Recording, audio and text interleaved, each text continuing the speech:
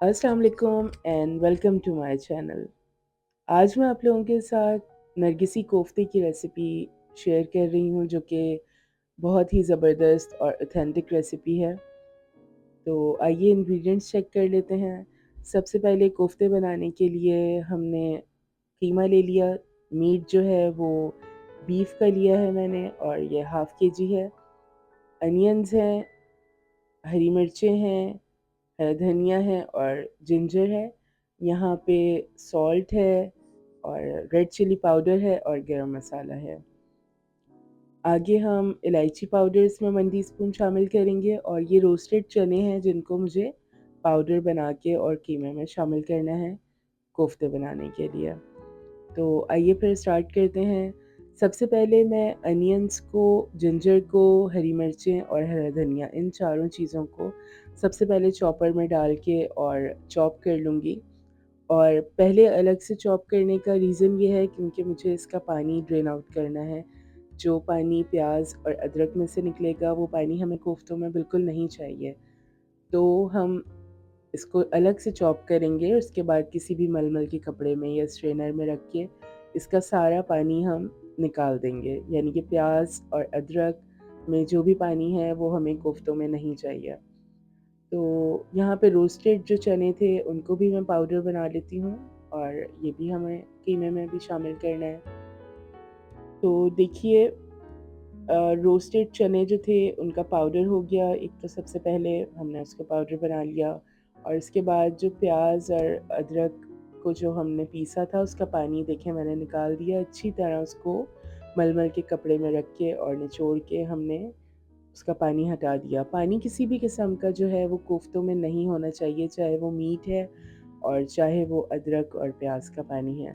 अगर ज़रा सा भी मॉइस्चर आपके कोफ्तों में रह जाएगा तो आपके कोफ्ते सबसे पहले तो डी शेप हो जाएंगे और टूट भी जाएंगे। तो ट्रिक यही है कोफ्ते बनाने की कि मॉइस्चर ना हो। और उससे भी ज़्यादा अच्छी ट्रिक ये है कि आपका मीट सबसे अच्छा होना चाहिए।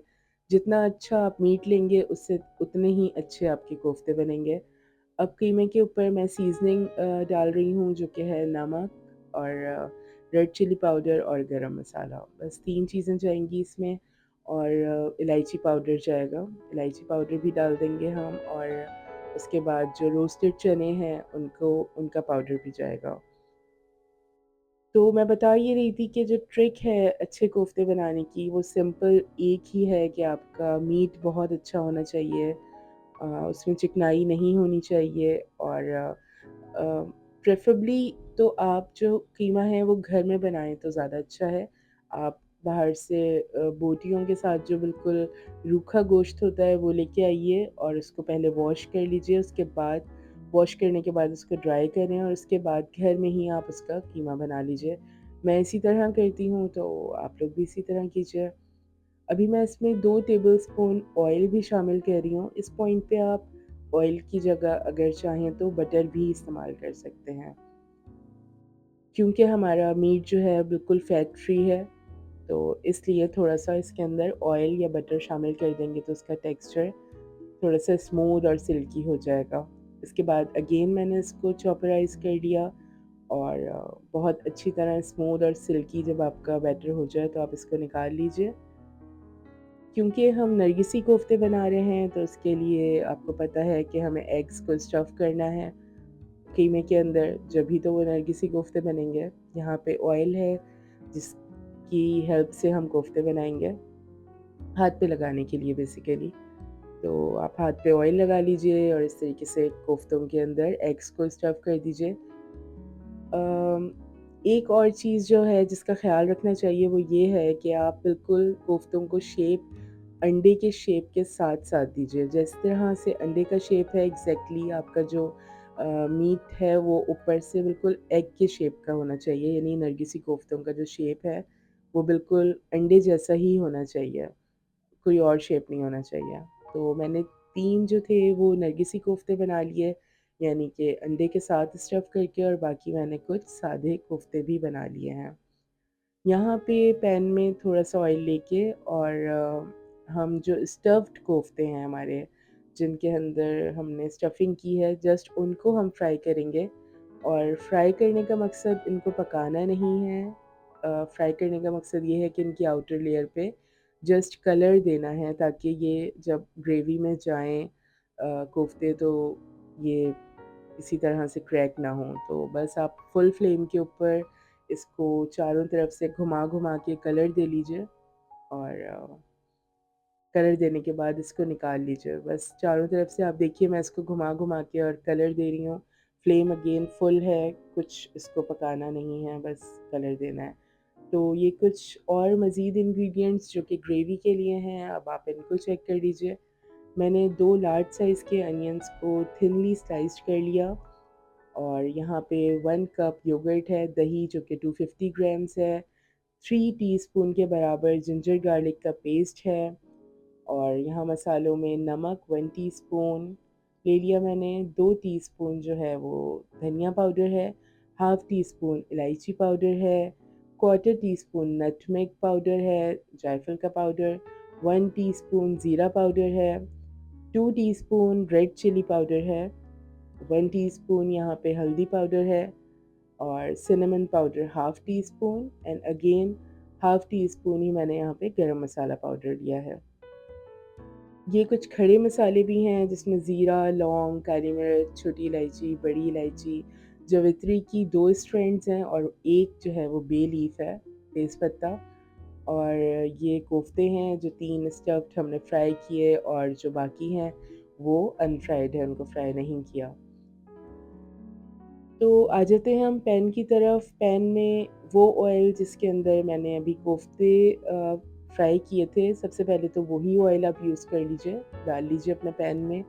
और अगेन इसके अंदर टोटल जिस तरह से रेसिपी में हाफ़ कप ऑयल मैंने आपको बताया है, तो बकाया हाफ़ कप ऑयल हम डाल देंगे, और इसमें अब हम अनियंस को शामिल कर देते हैं। और अनियंस को हमने गोल्डन ब्राउन होने तक फ्राई करना है, और बहुत खूबसूरत सा कलर इसके ऊपर आ जाए तो आप इसको निकाल लीजिए, क्योंकि बेसिकली आपकी ग्रेवी का कलर जो होता है वो फुली डिपेंडेंट होता है आपके अनियंस जो आप फ्राई करते हैं उसके कलर के ऊपर डिपेंड करता है। जितने अच्छा अनियन आप फ्राई करेंगे और जितना अच्छा उसका कलर आएगा, उतना ही अच्छा आपका ग्रेवी का टेक्सचर और कलर आएगा, और ऑब्वियसली फ्लेवर तो होता ही है।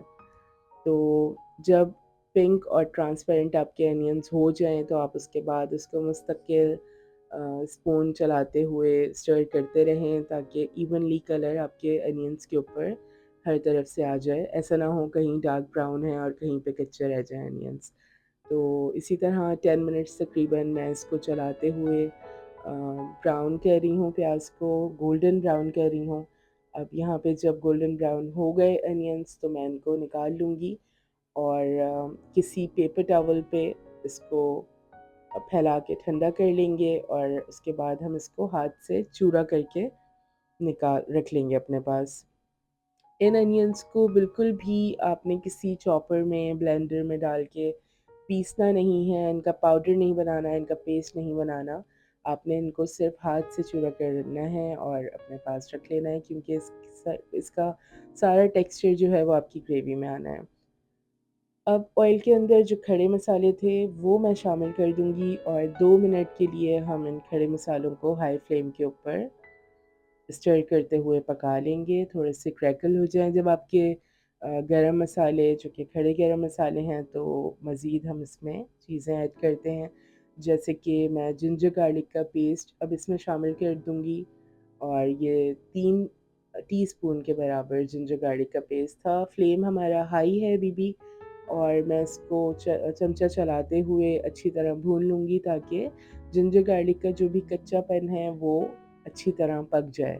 उसकी स्मेल जो होती है, जो कच्चापन होता है वो ख़त्म हो जाए। तो मज़ीद हम इसमें ऐड करते हैं टोमेटो प्यूरी, जो कि 2 टेबलस्पून मैंने ली है। इससे बहुत अच्छा कंसिस्टेंसी कह लीजिए, या कलर कह लीजिए, या टेक्सचर कह लीजिए, आपकी ग्रेवी का टेक्सचर बहुत अच्छा हो जाएगा। आप इसके अंदर टोमेटो प्यूरी ज़रूर डालिए। यहाँ पे मसाले, नमक, धनिया, इलायची पाउडर, रेड चिली पाउडर, हल्दी, ज़ीरा, और यहाँ पे नटमेग, गरम मसाला और सिनेमन पाउडर। तमाम पाउडर्स जो थे हमारे स्पाइसेस के वो हमने डाल दिए। साथ साथ इसमें पानी शामिल करते रहेंगे, थोड़ा थोड़ा पानी, 2 टेबलस्पून, 3 टेबलस्पून, बट याद ये रखना है कि पानी आपका गर्म होना चाहिए। साथ हमने मसालों को अच्छी तरह भून लिया। जब ऑयल सेपरेट हो गया तो हमने फ्लेम ऑफ कर दिया। फ्लेम ऑफ करने के बाद हम इसके अंदर दही को मिला लेंगे। अगर फ्लेम आपका ऑन रहता है और आप दही मिलाते हैं तो दही कड़ल हो सकता है और उसमें गुठलियाँ बन सकती हैं जो कि आपकी पूरी ग्रेवी को ख़राब कर देंगी, और वो हम नहीं चाहते। इसलिए हमने फ्लेम बंद करके दही को अच्छी तरह मसाले में मिक्स किया और मसाले में मिक्स करने के बाद दोबारा फ्लेम ऑन किया। अब इसको ढक कर मीडियम फ्लेम के ऊपर मैं 15 मिनट तक पका लूँगी, जब तक मसाले और दही अच्छी तरह पक के और भुन के तैयार ना हो जाए, ऑयल सेपरेट ना हो जाए, हमारा मसाला अच्छी तरह भुन ना जाए।